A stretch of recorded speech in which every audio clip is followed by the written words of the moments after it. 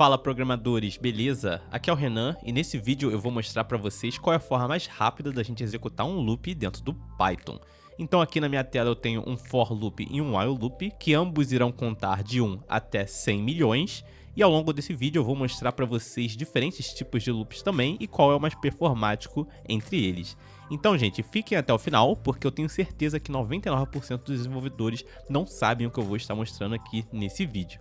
Então, sem mais delongas, eu vou mostrar aqui para vocês, primeiramente, o for loop.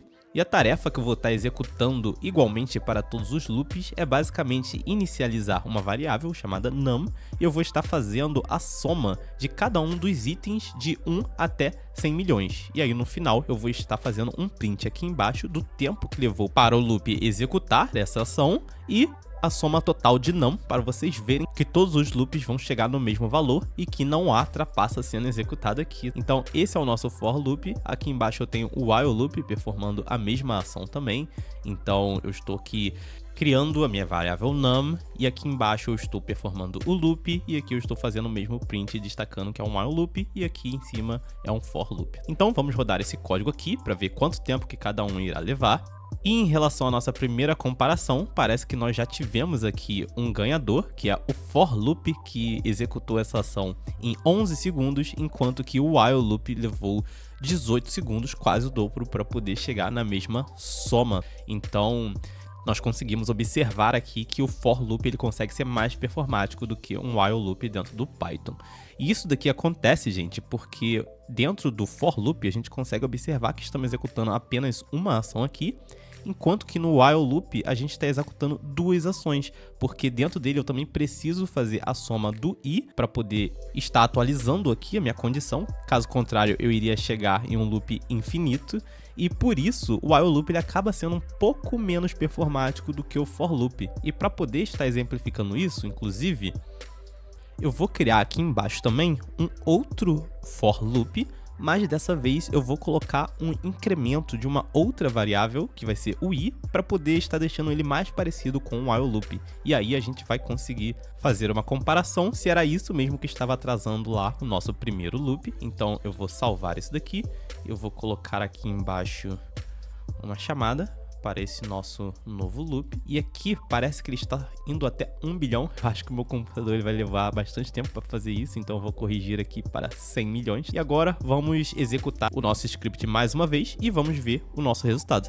E aqui, gente, a gente consegue observar que o nosso último for loop, só por adicionar essa linhazinha aqui de código, ele se tornou 6 segundos mais lento do que o nosso for loop puro, e agora ele está bastante semelhante com o nosso while loop. Então, com isso a gente consegue ter em mente que, por default, o while loop ele sempre vai ser mais lento do que um for loop puro, porque, por definição, ele precisa ter essa soma aqui, senão ele vai entrar num loop infinito, enquanto que num for loop ele tem a função range que vai estar executando essa operação internamente para ele. Então agora eu vou mostrar para vocês outra forma da gente executar essa tarefa aqui de soma dentro do Python e que vai ser mais performática do que esses 3 loops que a gente fez até então. Então agora nós iremos utilizar funções embutidas para poder estar executando essa operação. Então eu vou colocar aqui no final chamada para nossa função. E aqui, gente, também está sendo executado um loop. A gente está executando um loop através de funções que já vêm prontas dentro do Python, são chamadas built-in functions, que é o sum e o range. Com isso, a gente vai estar otimizando muito o nosso código, porque o Python, por debaixo dos panos, ele utiliza a linguagem de programação C para poder estar executando essas tarefas. E por isso, isso vai ser muito mais otimizado do que a gente fazer essa soma no Python, como a gente está fazendo aqui em cima.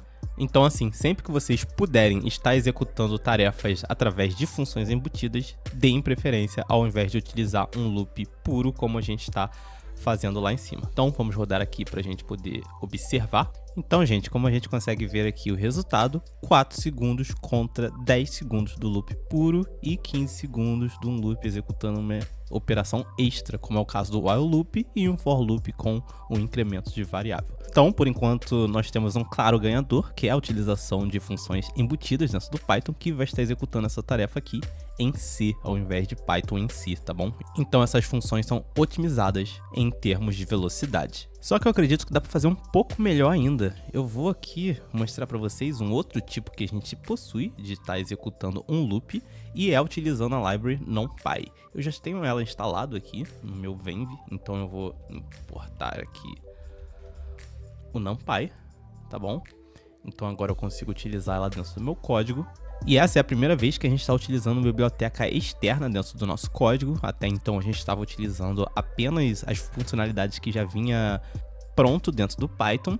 E o NumPy, para quem não conhece, é uma biblioteca que significa Numerical Python, que ela é utilizada para a gente fazer computação numérica dentro dessa linguagem de programação, tá bom? Então ela facilita a utilização de arrays, funções matemáticas e estatísticas de uma forma otimizada. Assim como essa operação aqui em cima ela é otimizada em C, o NumPy também é otimizado em C, porém ele vai rodar muito mais rápido do que na operação que a gente possui ali em cima, tá bom? Então, para poder estar mostrando para vocês, eu vou estar chamando essa função aqui embaixo. E agora vamos rodar mais uma vez o nosso código para a gente ver o que vai acontecer. Então, gente, a gente consegue observar que o NumPy foi o claro ganhador aqui entre as comparações. Ele levou menos de um segundo para poder executar a mesma tarefa. E com isso a gente consegue ver que ela realmente é muito otimizada aqui para trabalhar com números dentro do Python, tá bom? Porque a gente está basicamente fazendo a mesma coisa aqui. Ao invés de utilizar o sum que já vem pronto, eu estou utilizando o numpy.sum. E ao invés de utilizar o range, eu estou utilizando o numpy.arange, tá bom? Então, gente, por enquanto nós temos o nosso claro ganhador. E por último, eu gostaria de mostrar para vocês uma outra library que é bastante interessante também de se utilizar dentro do Python, que é o Numba. O Numba é uma biblioteca que a gente consegue utilizar dentro do nosso código. Eu vou fazer aqui o import dela. Na verdade, eu preciso importar um decorador, que é o JIT. E esse decorador aqui significa Just in Time, que é basicamente uma compilação que ele vai fazer do nosso código de uma forma semelhante que é feita no JavaScript. Com isso, o que essa biblioteca vai fazer é converter esse código que eu estou executando aqui para Machine Code, e ao invés de rodar o Python, ele vai rodar Machine Code, que é muito mais rápido do que o Python, obviamente, tá bom? Então, a performance da utilização da biblioteca Numba pode ser semelhante à performance da utilização do NumPy, que roda em C. E ela pode ser bastante interessante em alguns cenários. Por exemplo, se eu quiser utilizar algum tipo de operação que eu não tenha uma função built-in para poder estar executando, ou então que a NumPy não cubra, eu posso estar utilizando aqui a biblioteca Numba para poder estar melhorando a performance do meu código também. A única coisa que você precisa ter em mente aqui é que no caso do Numba, por exemplo, eu não vou conseguir utilizar a biblioteca Time aqui dentro, porque ao fazer a conversão para o Machine Code, a funcionalidade Time não está disponível. Apenas algumas APIs específicas do Python vai estar disponível quando você faz essa conversão, tá bom? Então tem que tomar bastante cuidado com o código que você vai estar convertendo para Machine Code com o Just in Time do Numba.